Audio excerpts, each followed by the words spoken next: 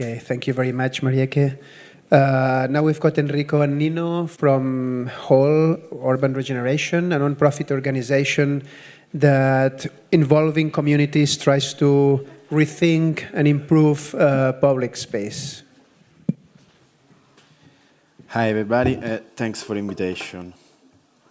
I am Enrico, and with Nino today we present you a non-profit association, Whole Urban Regeneration, aimed to improve the urban quality of life. Established 2 years ago during an interdisciplinary university course focused about urban planning and community engagement. Today, the association is made up of students and practitioners that acts to make residents active members of their community, raising identity and sense of place, belonging and consciousness on places they live in order to improve quality of the through collaborative approach. During our studies, we assessed that in Italy, the urban planning trend tend to set up urban regeneration plans that increase the gap between urban agendas and ongoing spontaneous transformation process. Based on our experience, both in the field of academic and private practice, we can assume that the tools of traditional urbanism seems to be no longer adequate to promote a better quality of life for locals and set up the condition for a sustainable self-development of territory to growth.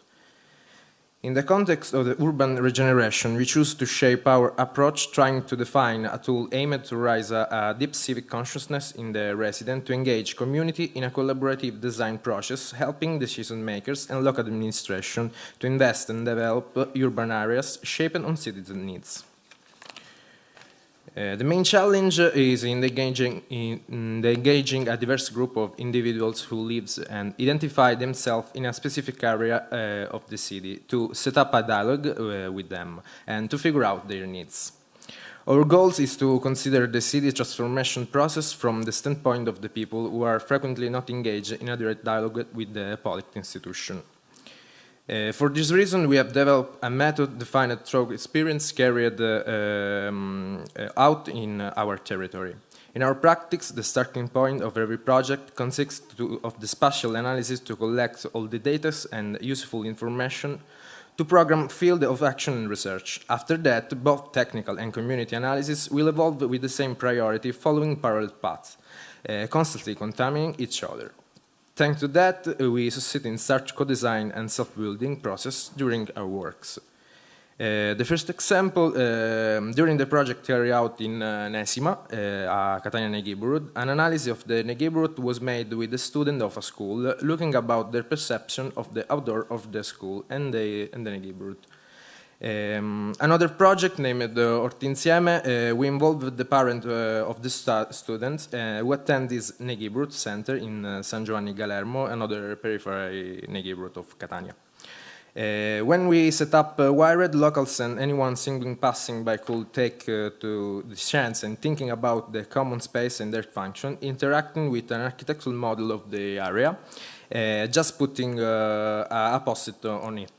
The analysis of the analysis phase of the project was done studying the neighborhood and then asking the parents and the children how they imagine the transformation of the place. The following example is following a request for a group of citizens, and we organized a workshop called Sovrappasso Duomo for the need of realizing a pedestrian safe passing infrastructure through one of the most busy roads beside the university. On that occasion, we included an open house day during which citizens had the chance to interact with the project proposal author, giving a direction opinion. Sicily is considered one of the most beautiful islands in the world, and we can tell you that is the truth. But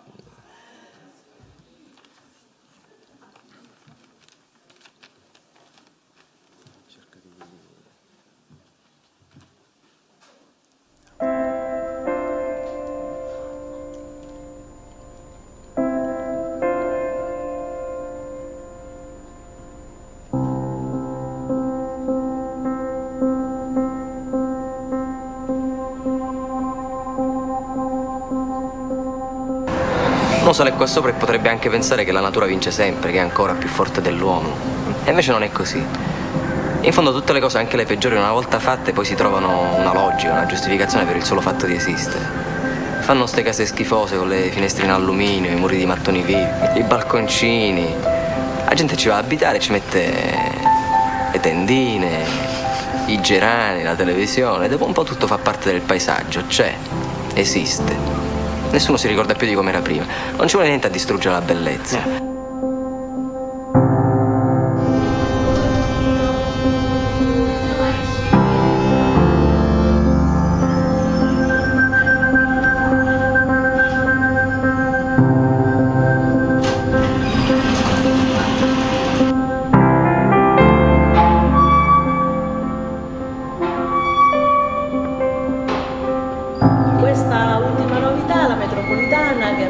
Da poco qui nel quartiere, come in tutta Catania, diciamo, è una bella esperienza. Abbiamo provato a prenderla e ci è piaciuto. Praticamente in 12 minuti siamo già a Catania e quindi è da ripetere sicuramente, è la cosa più utile che poteva essere creata per il nostro quartiere.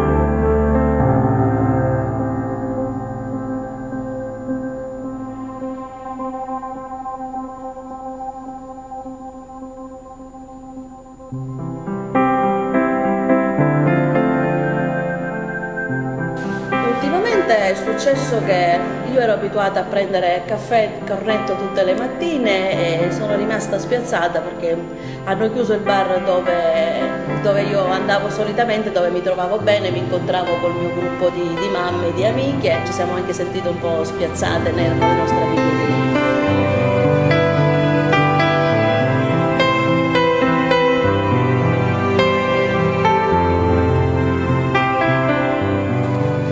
I bambini li accompagna a scuola mio marito perché io preferisco non andare, non mi fido delle strade, delle persone, di certe persone che ci sono in giro, quindi preferisco vada lui ad accompagnarli direttamente in macchina e li va a riprendere.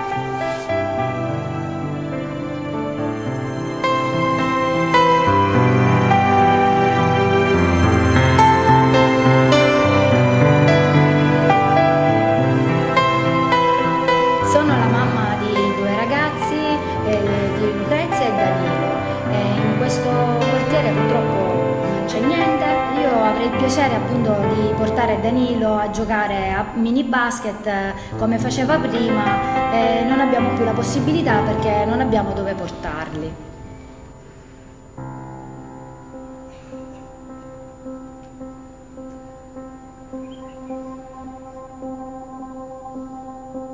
Allora invece della lotta politica, la coscienza di classe, tutte le manifestazioni fissarie, bisognerebbe ricordare alla gente che cos'è la bellezza, aiutarla a riconoscerla, a difenderla.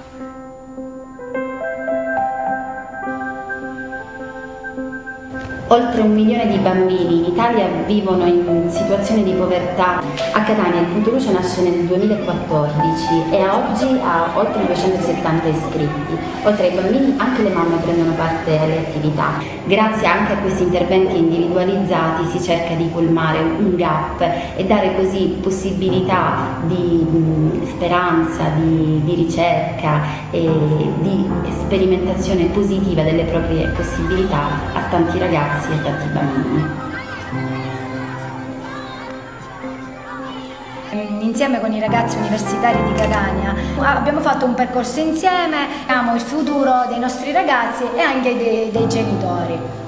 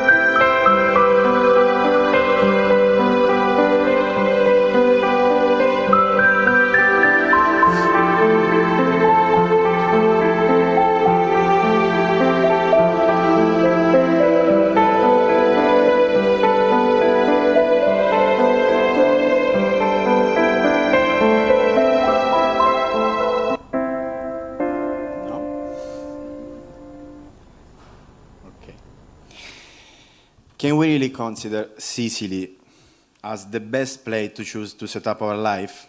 Can we think about it as a competitive stage to develop our life? The answer seems to be no. Just to give you a small idea, think about the lack of development that characterizes our infrastructure system, of the lack of action tools for risk mitigation to face the global environment crisis. Probably the adaptation of solutions that minimize the problem, we as citizens tend to confine ourselves into the illusion that partial solution would solve the problems of the cities. And as professionals, we all know that is not true. Maybe the reason why we choose to pursue this professional path is to do a price flick and catch our future, to be real owners of our life and to help other people to do the same. Everything starts from listening other people. We can consider ourselves a newborn in the working environment, but we have a clear vision of what our mission is. Start a urban regeneration process aimed to empowerment local communities, showing them their ability to improve quality of life.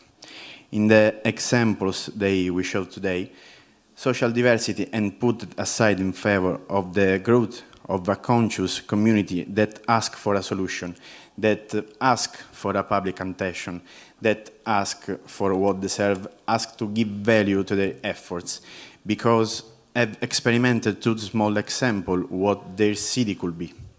If we want our city to be more livable, we all, locals, professionals, stakeholders, need to act now together, even with small action, that give the example and text to this example, as to local authorities and decision makers to build politics able to transform people efforts into the regeneration of the city.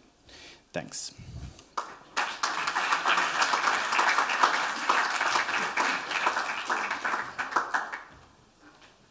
Okay, thank you, Enrico and Nino.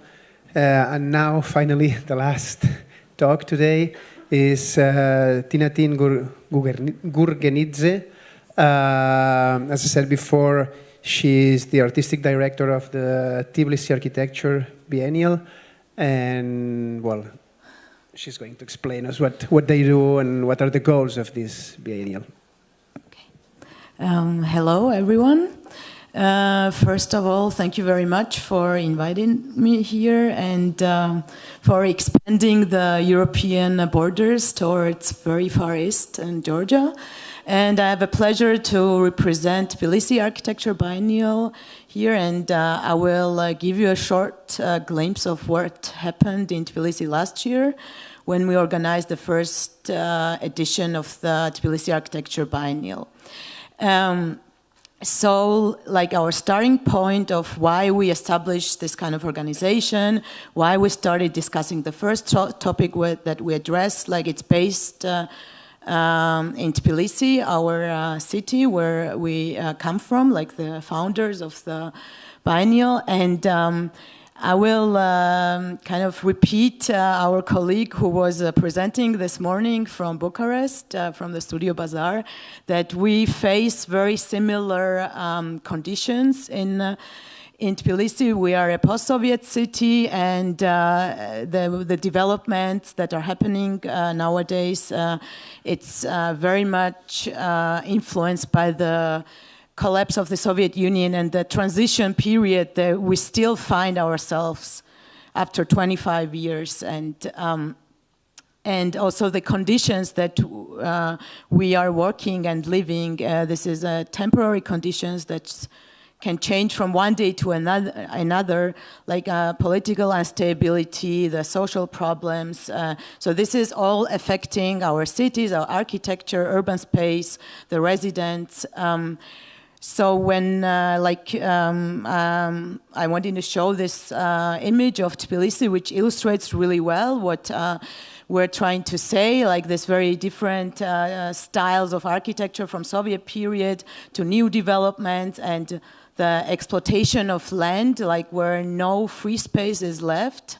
And we face a lot of urban problems. So actually this was our starting point as well, why we decided to establish this kind of organization, that we wanted to create a platform that would bring different professionals to talk on common problems of the city.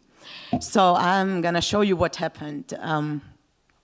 So the topic that we chose, it was architectural and urban informalities. So basically what we were talking about was architecture without architects. So this is, this became our image. This is was an existing car which was on the 6th floor of one of the apartment blocks. This is one of the Soviet period buildings, and this was an unofficial monument of informality in the city. Ironically, after the biennial, the car disappeared. Maybe we gave too much importance on that. So like to highlight more and go deeper in the topic, like what we mean with the informality in our local context. So what happened after the breakup of the Soviet Union, as the almost entire housing stock became privatized, the dwellers became suddenly the owners of their apartments, so they started acting like changing their living conditions, which affected architecture, urban space. So we see like our landscape, like urban landscape and architectural landscape is very like, this is a typical image of it, like that everybody has changed, extended their flat, changed the balcony, collocated a new one, changed the facade, etc. So we have a very radical, different situations of informality, like this is an informal settlement in the central part, and you can see the Soviet period housing in the back. And also like to talk again about the importance of this kind of establishment of this kind of event. Like probably last year we were the youngest architectural cultural organization that appeared on the world map. This is an abstract from the Volume magazine on biennials, which also included our upcoming event. And you can see here that our event was titled "Buildings Are Not Enough." And it happened end of October last year, 2018.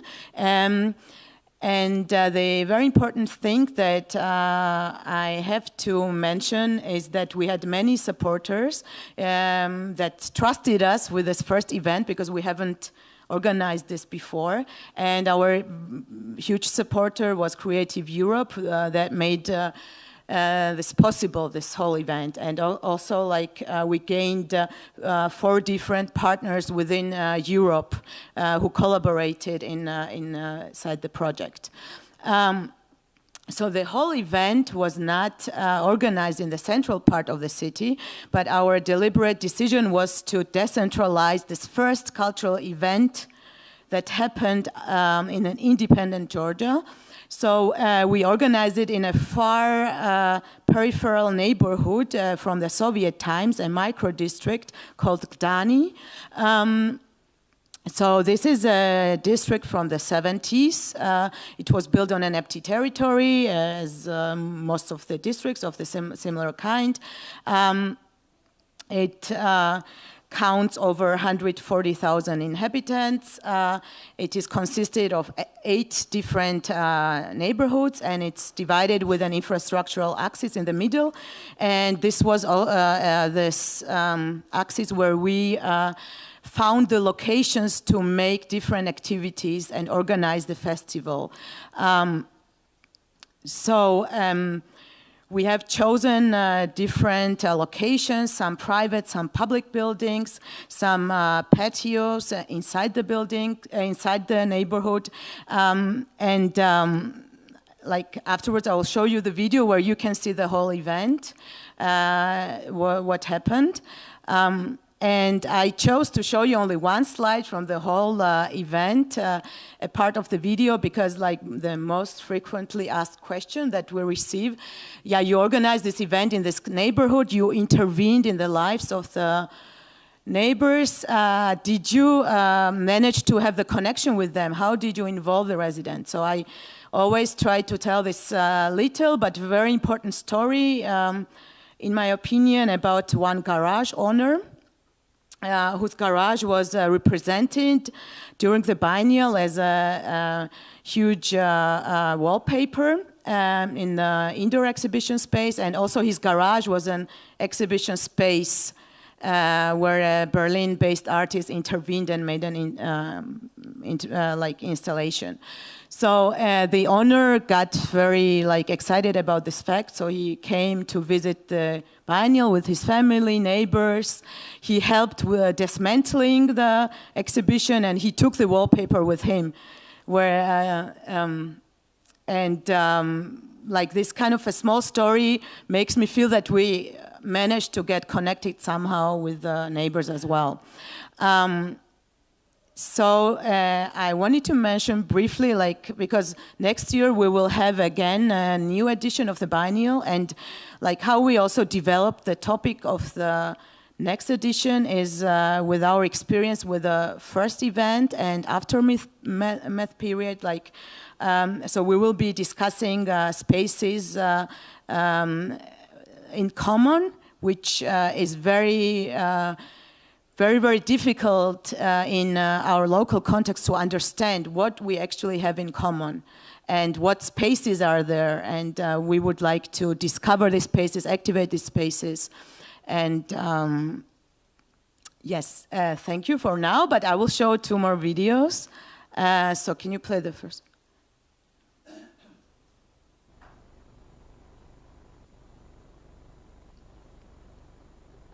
So this will just give you an idea what happened during the festival.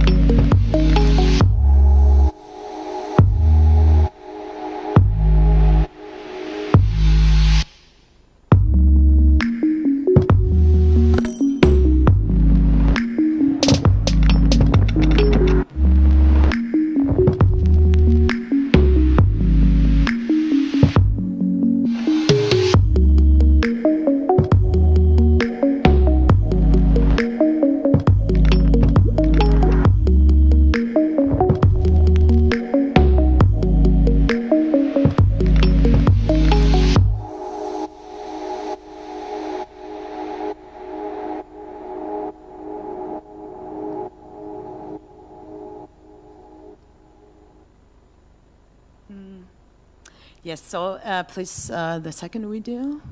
So the second video shows actually our collaboration in Ukraine, because one of our partners from Ukraine were organizing an urban festival. So our garage topic had a second life there in Ivano-Frankivsk in Western Ukraine during the city scanning session. So we made an installation there, the biennial team. So it's a small video to show that.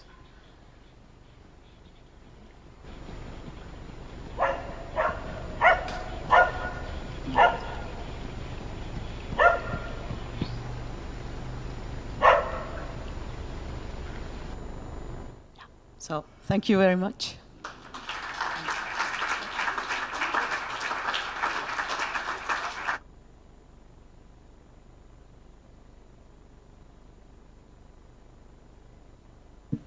Okay, thank you very much, Tinatin.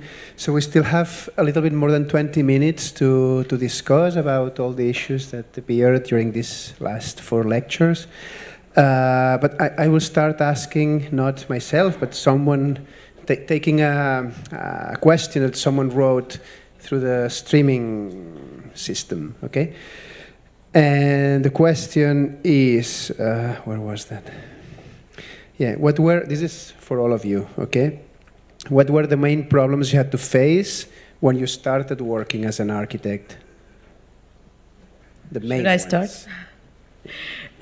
Well, a lot of problems. Like in the local context in Tbilisi, like as I mentioned, you don't really know what will happen tomorrow, so everything you do, like when you organize this kind of event or you build something, it can change like from one day to another.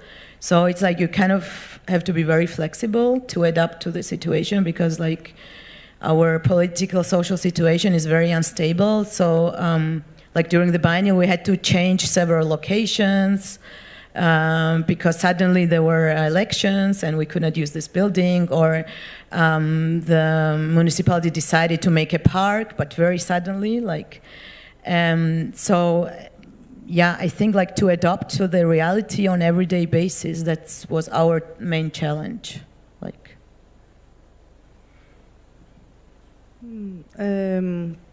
so for me, I wouldn't say problem. I would be a little bit positive here, because when we finished studying, we decided to rent a space with our friends instead of working in architectural offices, and decided to do our own things.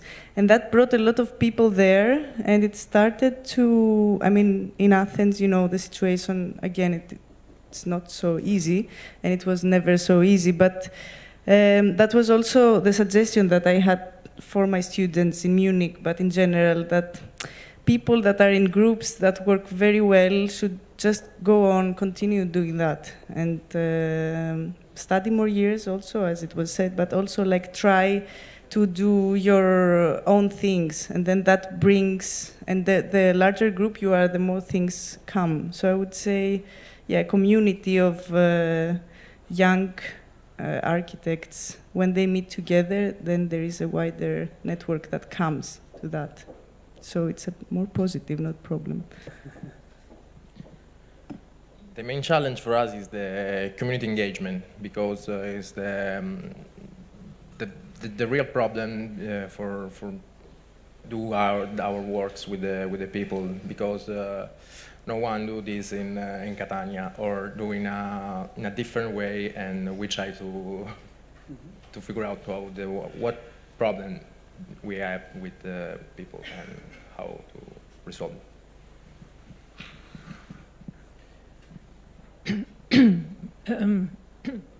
Sorry. A very practical and very unsexy topic nobody talks about a lot, maybe that's also the problem, is to make a business out of your architecture office. Because everybody that starts and goes, oh no, it's okay, thank you, goes out of architecture school, you work first for another office. I think everybody here today also that spoke has so much motivation for the architectural profession, but you can only do it in a good way if you can also kind of survive financially, and if you can pay the people that help you in your office, etc. And I think you don't have to become like a super business person, but it's good to take care of it. And it would be good if in schools maybe they spend more time in preparing young architects in what it is to run projects or run an office, and to talk more about it. And then I'm going to steal a little bit more time to make another point. I think the last years, the kind of the infrastructure for how to calculate your fees in different European countries has been very much abolished. And I think it's a really bad sign, actually, because it's extremely nice, especially for doing public projects, but also then for the private ones, if there's some kind of level of kind of economic remuneration for the work that you do. And it also is, again, this talk about appreciation for architecture. I think in the Netherlands, the payment system has been abolished since 1999, I think, something like that. And since then, architects get paid 60% of what we got paid in 1999. And then we even don't count inflation. And it's just really, really, really bad. And it's very difficult to put it at a higher level, because as was being said today also, there's more and more architects, so there's a lot of competition. So if you ask for a normal price, you're out of business also. So I think for me, it took me quite some time to get that okay, and then if you have a good infrastructure in your office, you can make much better architecture, I think. The microphone. because there's another question related to this one, or at least related to what you were doing, that says, if you've worked in different countries in the European Union, what differences have you found between them? Or now you were talking about difficulties. Between like heaven and earth, kind of. I don't know. Like it's super different. I think even like just comparing Holland and Belgium, which have the same language, at least in the Flanders part, is super different. I think especially the responsibilities of the architect, and I think it also continues to change. But for example, in the Netherlands at the moment, you're very lucky as an architect if you can get more than preliminary design. It's very uncommon that you can actually do the construction drawings. They always ask other companies and you always have to fight for it. But now we're doing a project in Austria and the client doesn't want anything else than that we're there at the construction site monitoring everything. So I think each country has a very different approach. And it's, I think, good if people always check the other countries because there's a lot of good things to learn from one another. Yeah, there's no perfect case, but I think always people think the Netherlands is the Walhalla to do architecture. I think those times are a little bit past. It's still much better than other places, but it's. I think we have to work hard, everyone, to create a good condition continuously. But again, if we can ask the EU something, please reinstall payment schedules in countries.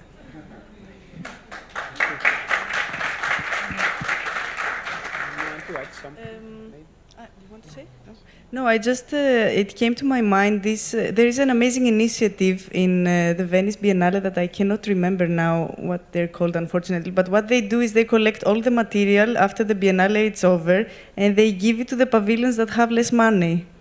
So, you know, they are like the very rich pavilions always that they show these incredible installations, but, you know, it's a different budget. And then for me, it's a little bit like that. So I travel around and try like to do my best in every place. But at the same time, I think it's very particular in each place. So there are places that you need, it's easier with permission or more difficult, or the budget is very different. But it doesn't always mean that budget goes together with interesting projects. But I really like, I will need to remember this initiative. I think they're doing a great job actually replacing the European Union money that you said. Okay. Well, I don't know if there are any of the studio speakers that talked before that maybe want to ask this, to answer to these questions, because the questions were very, very general to all the speakers. And then, if no, we just open the debate to all of you, if you have questions. No one?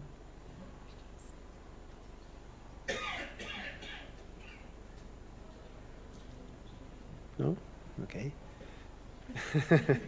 Okay, then I will go back to the first question I proposed with the first group about the competitions, the differences in different countries and the problems that young people have to have access to all these competitions. Okay. I don't know if you have experience. Well, you probably have experience taking part in competitions, not only in the Netherlands, but probably in other countries. I don't know what problems you've had to face regarding that you're a young architect. Maybe you can answer. It's not so difficult. You just have to know where to look, and it's helpful if you can speak other languages. But other than that, I think it's very easy to check and just to do it. It's just the problem is a bit more that there are so many open competitions, and then it just takes a lot of effort, a lot of energy actually to do to get a project out of it. And we're maybe a bit lucky that we often also get prize money. So prize money helps also to get the office running, even if you don't get the project.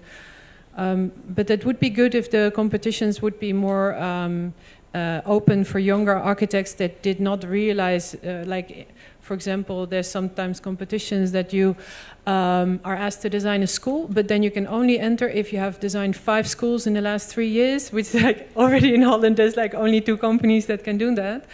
This is really, really ridiculous. So we've been participating, I think the open call has been mentioned in Belgium. It's a very nice example. We were also recently selected for a project that for a canopy walk of 1,000 meters pathway walking through the forest. We never did that before, but still the client trusts our design talent to come up with a good proposal. And I think this kind of open attitude is super important. The juries are very experienced there. I think we can learn from the competition system there, and they make a nice mix always with inviting some very experienced studios with a lot of work, with having some younger guys in, and then you're at least judged at the quality that you do for the design. And I think also it makes a more diverse scene in the development of architecture, instead of having always the older generation doing it. I think at some point also we should, yeah. And we don't take part to the competitions, but because the problem is time. And in our association we are a lot of students, and we don't take part to some competition for now. I think what you said is very important with the student work and the connection of the universities with, and then Christina was presenting this very interesting idea I always had when I was studying architecture, that the projects of the thesis, of the diploma should be realistic, like should kind of go into, so I was always thinking that there should be this connection between the universities and the competition, that some projects of the students can go for that without having, you know, being like in the technical chamber and all this.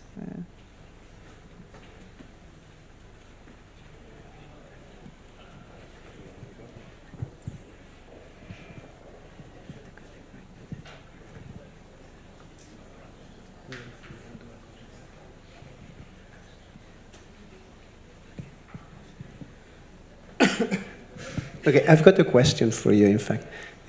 Not about the competitions, but about the way you work. I didn't understand if what you do as an organization is to go to the communities and propose them to work about their public spaces or their needs, or if you're already engaged working or engaged in social movements, working with them, and from that engagement, projects appear, you know, so which is the other way around. Could you just explain us a little bit better how you work with communities and how projects start? We don't have a method for one project. We try to understand what is the best method for do our works, and every community is different. So we have to understand what is the problem and work with the community. Try to form the community and then work with it. So about talk and listen people. Any questions in the audience? Yeah? Okay. In there.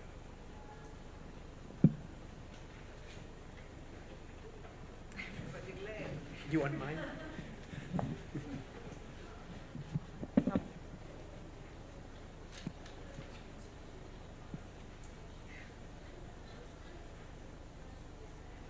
Can you hear me? So I have a question for, I mean, it's not really a question, but it's kind of a question. Every time we're talking about competitions, and I come from a country where this competition system is, well, rotten. If we take the Belgian example, which is a great example and recently gave us an opportunity also, which is for us unique considering our portfolio, I would like to raise the competition discussion in a different direction. If, for example, taking the example of Marike's project on this promoter development of housing blocks for the market, so a very private sector kind of commission that resulted from a competition that had an added value by the architecture that, as we concluded, both by the market and the architecture is increasing its price to the point where the promoter, I can assure you, it's probably very happy. So my question is, why not extending this I would call it mandatory idea of a competition for any commission above a certain price. In the public sector in our country, it's a bit like that. If you're going to hire a company to do anything, architecture or another service, from a certain point onwards, you are forced to do a public competition. But if we as architects and our architectural association should have that role, have the capacity to be critical and to understand what is quality in design or not, maybe what our European Union architectural associations, whatever, should do is to be involved in the decision making, so that you don't have the promoter bringing 5 architects he knows and he does a competition that is not a competition and then things move forward, but to impose architectural design has an added value for society on the long term. So our architectural association should be involved in the point where if the development is above 10 apartments or 15 apartments, or it's above a certain price, or it's above a certain square meterage, architects should be involved, but should be involved both in the design, because it is mandatory to have an architect all the time, but most of the stuff that is built in these cities is just trash. So what if the Architectural Association should be involved, really involved, in the quality of design evaluation of this project? Because clearly, taking the only example we saw of this kind today, it doesn't seem to be a problem at all. It seems to be actually a quite successful solution. I think for that project today, I think that's what you were talking about earlier in another meeting where we met, is that it's finding a language for that kind of client and for what you want to do as an agenda as an architect. But to give an answer to your first question with the competitions, I think in the Netherlands this does exist. Like if you build a private housing block in the city requires a competition. So if like they sell the land and they will make a competition between project developers, and the project developers invite the architects. So it's again a little bit different system, but at least the city can choose which project is best for the city. So there is this, and even sometimes if the developer already owns the land, the city sometimes requests them to come up with 3 design proposals.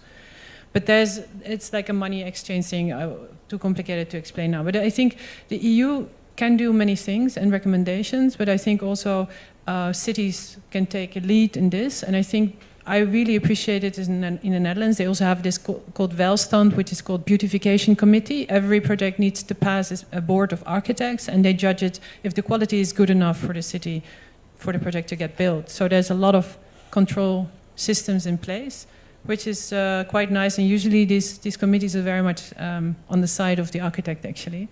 So. But again, I think there's many different systems in place in different countries, and it's nice to have this kind of event so you can exchange it and you can be aware of them, and then if you are aware, you can check it out, and then you can see if you can apply. Yeah.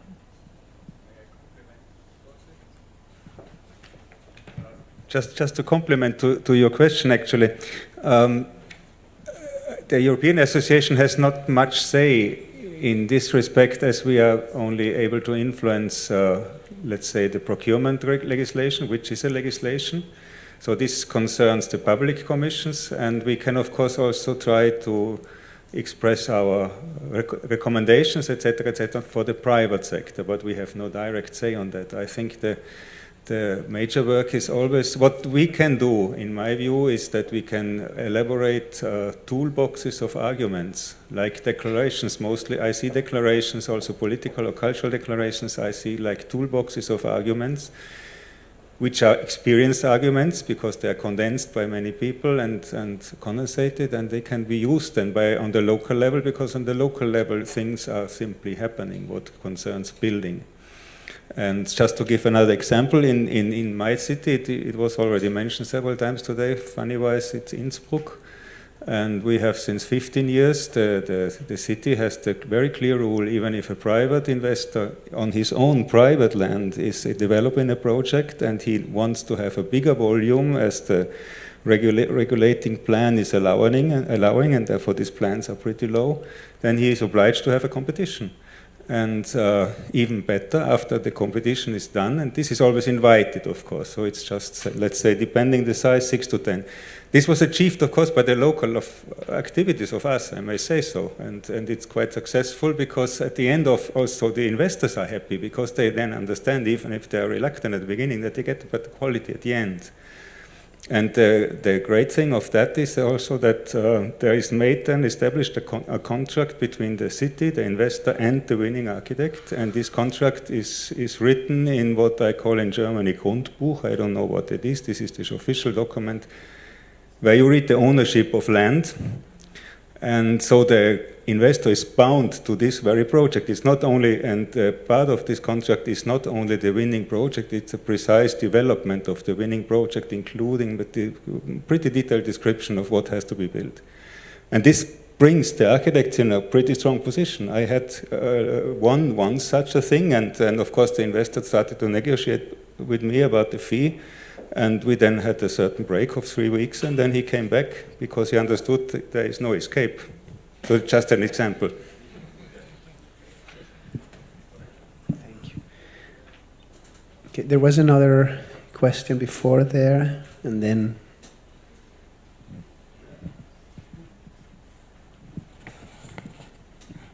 Does it work? It's just like a question about this edition thing you were presenting, because you were saying like we have to talk about this unsexy subject of how you make your office work. So for me it's really interesting that you also find a way to be part of this, because competition is a way to present your work and not always winning, but also being active and showing what you can do. And I think publishing is another one. And can you just like talk a little bit about how it works and how actually build that kind of practice, and even money-wise or that kind of things, because it seems very interesting but not that easy to implement, no? You mean the practice or the book series? The books. The books. I must say we are very lucky in the Netherlands. There's something called the Creative Industries Fund, and we went to them with a plan, and we asked them to fund the first two series in the two books in the series, and they did. So each book, the printing and everything, and the publisher money cost around 20,000 euros, which is quite an amount. So they generously supported us with 40,000 euros, and we raised more money now for this third book from the market and from other architecture offices. So we wrote to bigger architecture offices, would you like to spend 1,000 euros to help another architect? So it becomes kind of now like a little bit like a system, but Holland is very fortunate in having many funding organizations, and it does create a lot of opportunity like this, but also for younger architects to start their practice or to make an exhibition. Yeah, but publishing, it only costs money, unfortunately. That doesn't make you rich, yeah. Okay, there were two questions. One is Efe del Barahona, who's also publishing, so maybe you can add something to I this. agree, you don't make money by publishing, but it's a wonderful, risky business.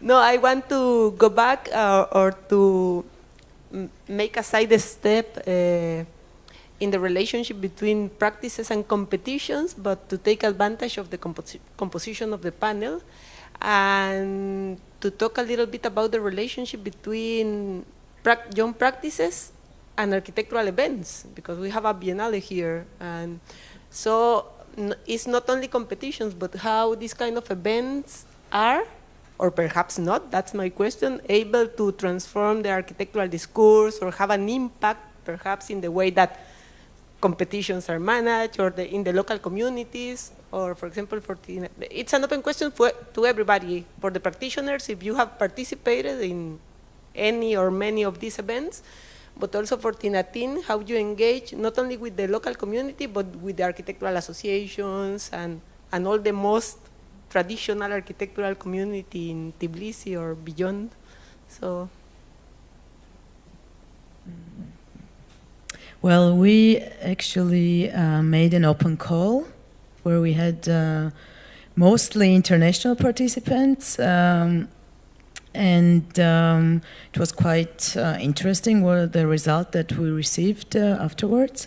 But if you ask me about the institutions, the architectural institutions, we have this organization called Union of Georgian Architects, which is an organization from the Soviet period, which kind of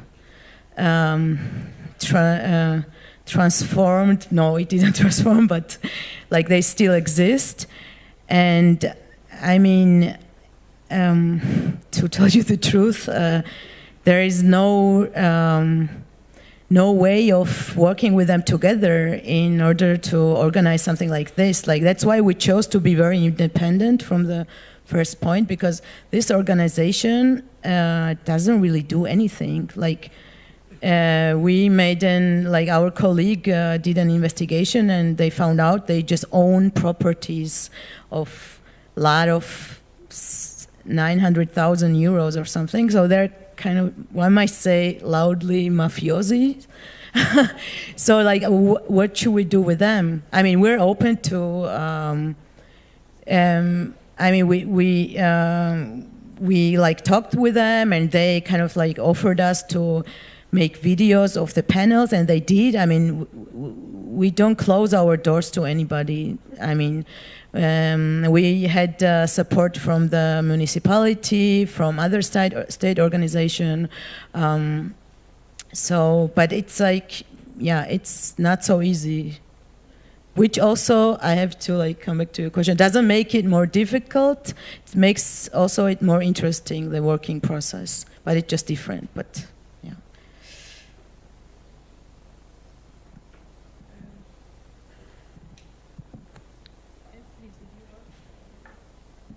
I think you also asked, like, what does it do for your office when you participate in events? I think what is really good is that you have to think about what you're doing. It's the same with the book series that we're doing. Actually, is as good as that people understand what you're doing, it's as good as that you understand what you're doing, because you have to formulate it, and it's very different than if you're working every day. So I think to organize events like a Biennale or like these lecture series are extremely important. Yeah. Okay, and maybe the last question is over there. You've got the microphone.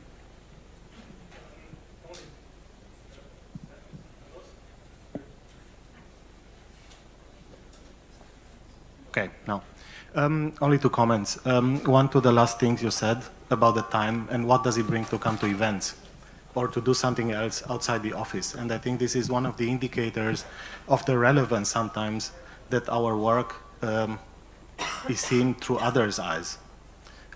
And it's something that everybody can calculate for themselves, how much time of their working time is spent outside the office or outside the actual work. And this is relating to clients, to events, books, politicians, whoever.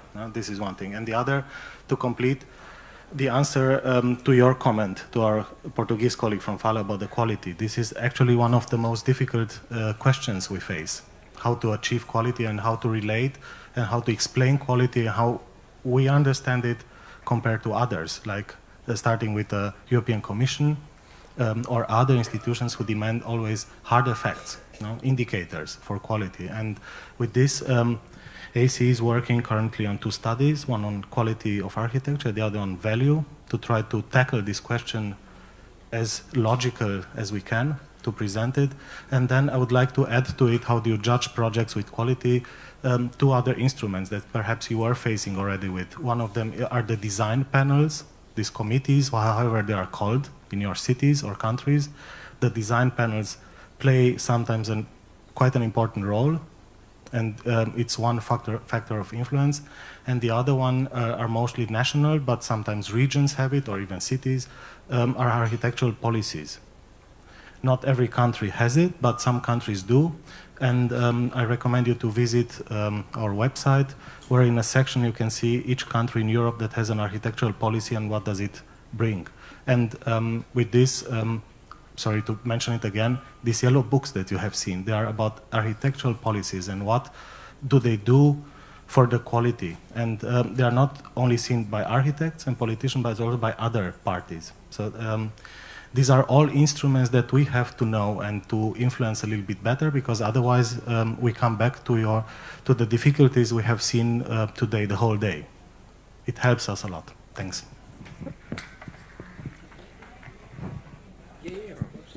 I just wanted to say, because you are talking about these events or these biennials as out of the office, and I thought that it's interesting to think about them also as architectural practices, because there is space there to experiment. And it came to my mind, like a part of the biennales or like curating projects, like what we were talking about, the EASA, which is the students, which is European Association, European Architecture Student Assembly. So I was part of it when I was a student. It's an incredible, I don't know if you have been there, but it's like workshops made from students to students. And I think it's one example of such an event that it's super successful and very experimental, in case you don't know. Okay, so we're going to finish the debate here. And instead of doing the coffee break that it's in your program is written, we're going to do the conclusions now, the latest part of the program, and then we finish everything. You can stay also, if you wish. It's not a statement. I'm not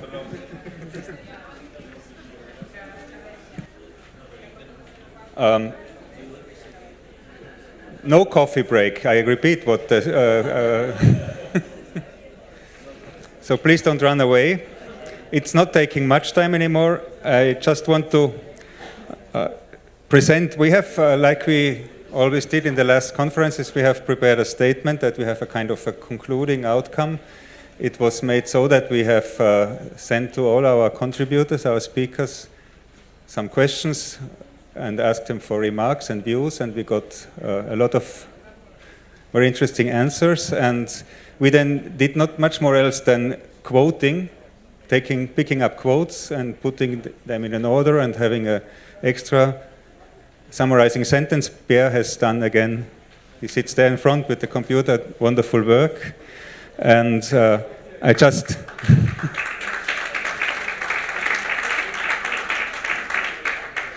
In my view, the statement actually, it's the statement of the Young Architects Forum, of course, but in my personal view, it's valid for all ages. It's also, in my view, architecture is not a profession where you once are established and it goes by itself. It's something where you have always reconfirm your abilities, and so, well, I don't continue with that.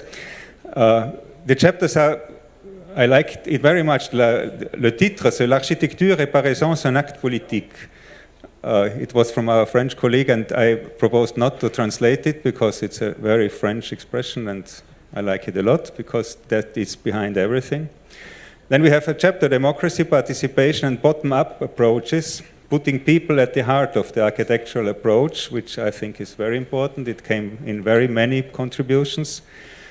Then sustainability, an integral part of architecture. It's not so that it is something which is an extra. It is part of the work we are doing. And for the next generation, they already see it like that. They don't think about sustainability.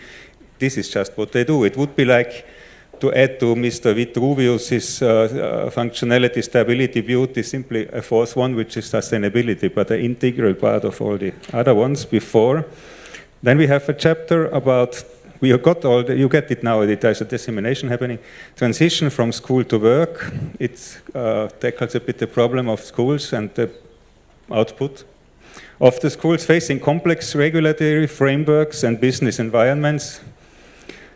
Then public procurement, we were talking about the competitions like always when we talk about whatever, and this is tackling the issue of the public procurement, the public money, which is our money, it's the taxpayers' money, which cannot be just distributed as any private ownership.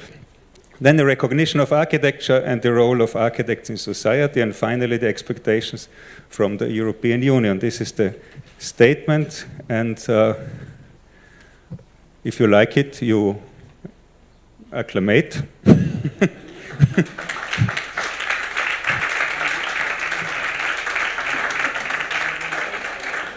Thank you. And now, before I then come back to thank and conclude, I ask for the concluding remark. We have Tamas Süč from the EU Commission with us, and he is invited to make some concluding remarks. Thank you. You take this, or go over there? Thank you very much. Thank you very much, Georg, and of course, which microphone to use, because both are tempting, but does it work? So I put this away.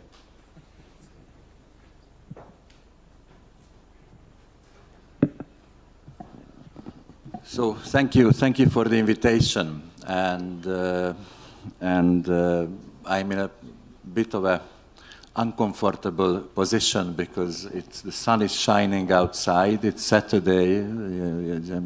It's only me standing between you and the coffee break, which was promised to you. So I don't want to prolong much more this event. Nevertheless, as I said, it's really a pleasure and an honor for me here with you this afternoon, and I'm sorry I could not attend the morning session. The reason was that I had another commitment just outside Barcelona, where I had to make a number of presentations to the European Music Festival associations. And I just mentioned this because I had an interesting experience. I realized that most of the issues that you raise in your statement, the Barcelona Declaration, are precisely the issues which the festival people were raising and discussing. And there has been a very important resonance because, there were about 70 people at the music session. The guys who are running the Primavera, the Exit, Glastonbury, all these places, their outreach, so to speak, is 50 million people per year. And the spirit of the discussion has been exactly the same as the spirit of the discussion here in a smaller gathering.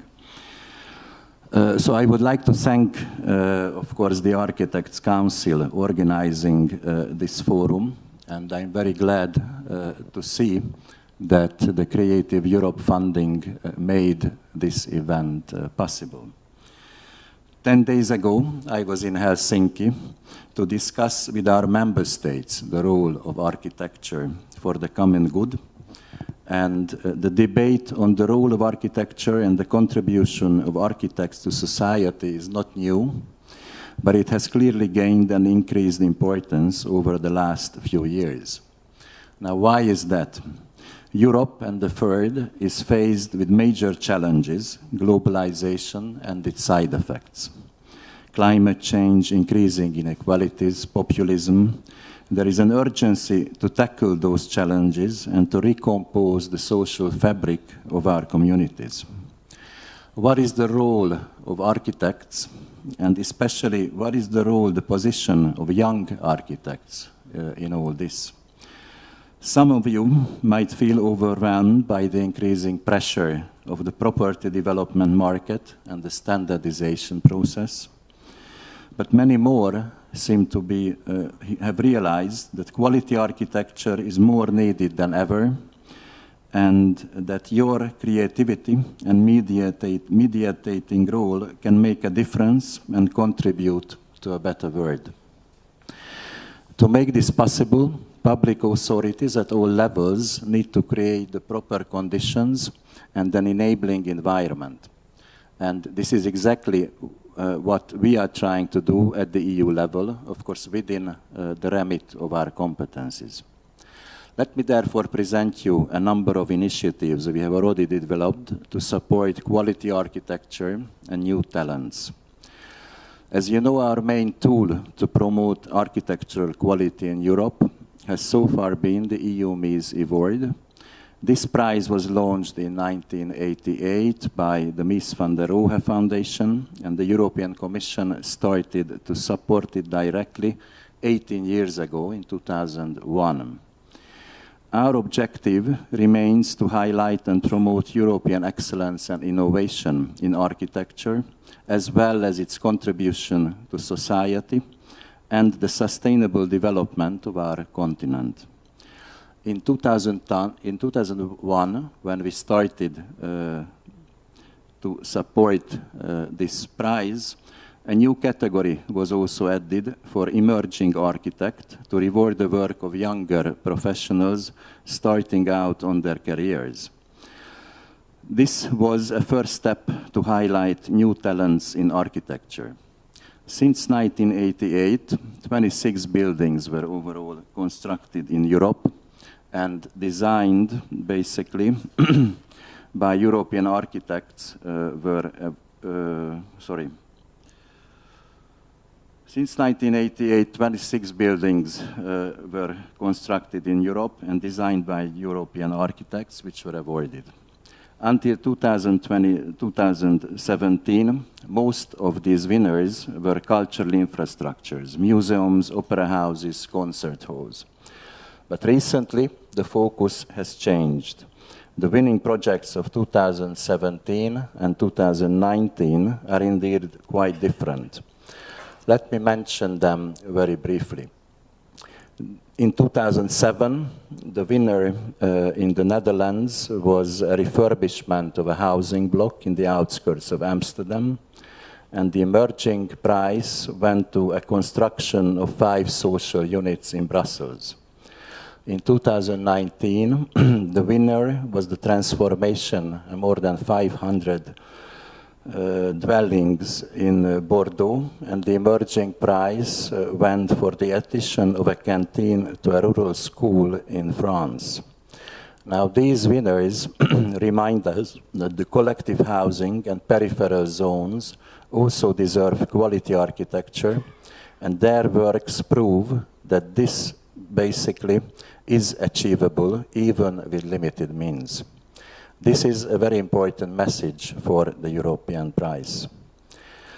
The projects also show what can be done with existing buildings. Instead of demolishing and reconstructing again and again, adaptations, transformations contribute to the preservation of the environment and of biodiversity. It is worth noting that a specific EU initiative was also dedicated to adaptive reuse during the European Year of Cultural Heritage in 2018. We have disseminated good practice and raised awareness among public authorities.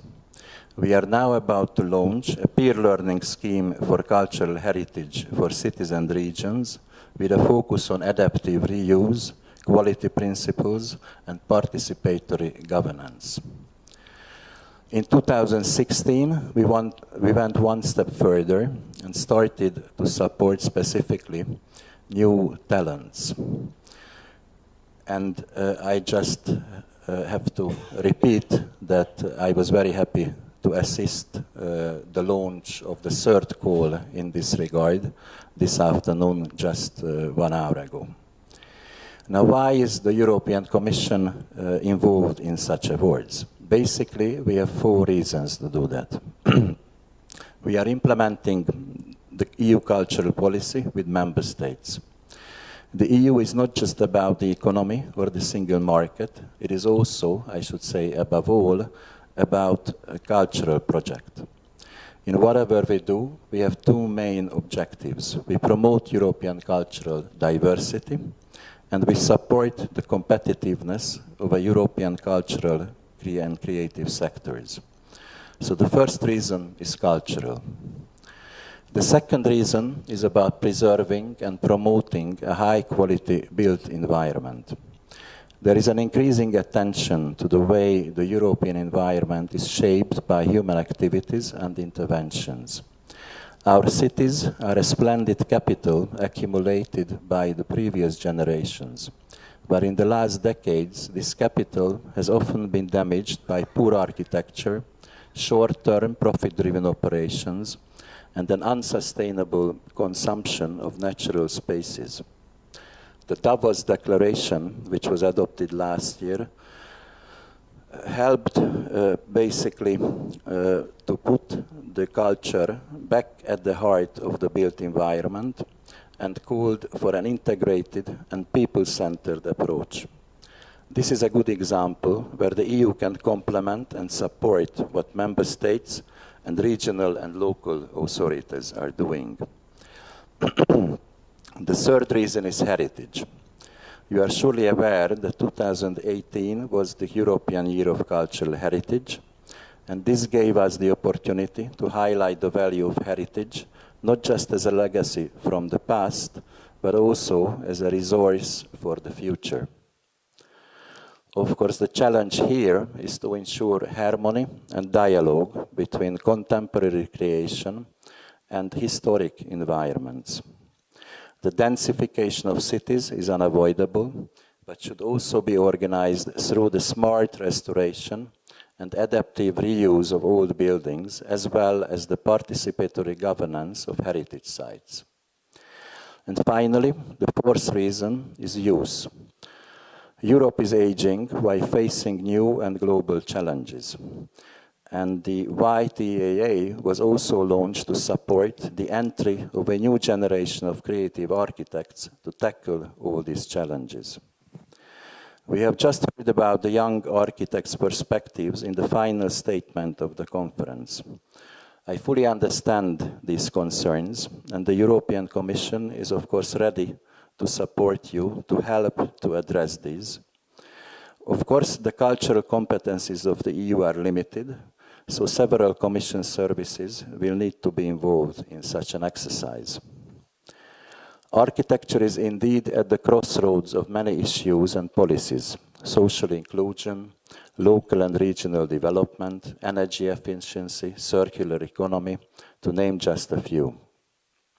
In the field of culture, we follow a two-track and complementary approach with policy developments on the one hand and funding from the Creative Europe program on the other hand.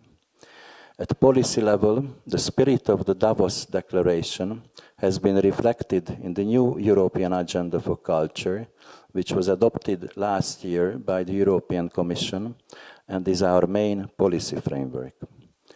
Its adoption was followed by the Council's current work plan for culture, which covers the period between 2019 and 2022. This work plan has set a number of priorities, among which you find cohesion and well-being. It is under this priority that for the first time, Member States and the European Commission will be cooperating on architecture in a formalized manner on a regular basis. Now, what does it mean in concrete terms? It means that an expert group will be established to discuss high-quality architecture and the built environment for everyone. You can see from the title that is clearly in line with some of your concerns and aspirations. The Barcelona statement is therefore a welcome contribution to this debate and actually could and should be on the agenda of the group's forthcoming sessions. Although we want to keep an integrated approach to the built environment, the focus of the group will be on architecture as a discipline that strikes the right balance between cultural, social, economic, environmental, and technical aspects. How will this work concretely? Through what we call the Open Method of Coordination, or OMC, a group will gather experts from the member states on a voluntary basis to exchange good practices and draft a report with policy recommendations for a high-quality built environment in Europe. Their tasks will include the analysis of participatory processes contributing to social cohesion and sustainable development. Of course, the policy side must be complemented by proper resources. This is mainly provided by the Creative Europe program. In the field of architecture, we currently support two strong partners. Both of them were and are present today, the Architects' Council of Europe and the Future Architecture Platform. And I'm happy to say that we have also encouraged the cooperation between the platform and the YTAA, so that now the YTAA winners are invited to present their projects at the matchmaking conference organized by the platform. You may be aware that we are currently negotiating the next Creative Europe program covering the period from 2021 until 2027, together with the European Parliament and the Council, with the Member States. In the Commission proposal, which was adopted in May 2018, architecture is listed among the cultural and creative sectors that should benefit from specific support measures. After our discussions with this sector, we have already identified a number of priorities. The first one would be to encourage cross-border mobility. I think it was mentioned today that only 6% of the architects have worked in another European country over the last 1 year, according to the study which was made by the Architects Council. We already have a small pilot project called iPortunus, which encourages actually cross-border movement of artists, and this is a project which hopefully could be expanded to cover architects also in the future. A second idea is capacity building through joint training activities, peer-to-peer learning, and cooperative approaches. A third idea would be the promotion of quality architecture and awareness-raising actions among public authorities, professionals, and the general public. And finally, to reinforce and encourage the international dimension, the international cooperation and export facilities in the field of architecture. Of course, these ideas will be further discussed and fine-tuned during next year when we are preparing the launch of the new program, which will start in 2021. Of course, it will depend on the outcome of the overall MMF negotiations, including the final budget, as the eventual and exact amount is still not known.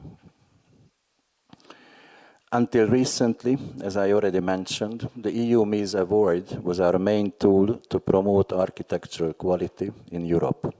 But as you have seen, it is now part of a bigger framework for EU action in the field of architecture. The prize, policy developments and support measures all go in the same direction, acknowledging and supporting the creative and social value of an art form that not only creates beauty and function, but also serves a society and its citizens. And this is where public authorities and organizations have a major role to play. We cannot leave our built environment to the private sector only. We have a responsibility towards communities and their well-being. This should be part of the European project. The European Commission will continue to play its role to achieve this and to make sure that the value of quality architecture and heritage is fully recognized. But of course, you will also have a major role to play here with your input and creativity to shape a better world. Thank you very much for your attention.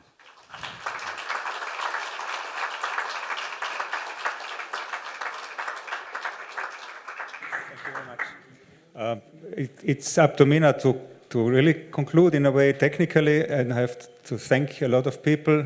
Normally they come last but not least, but I take them first. It's our translators who are unfortunately sitting in the very, very back. They don't see us even, so you can imagine.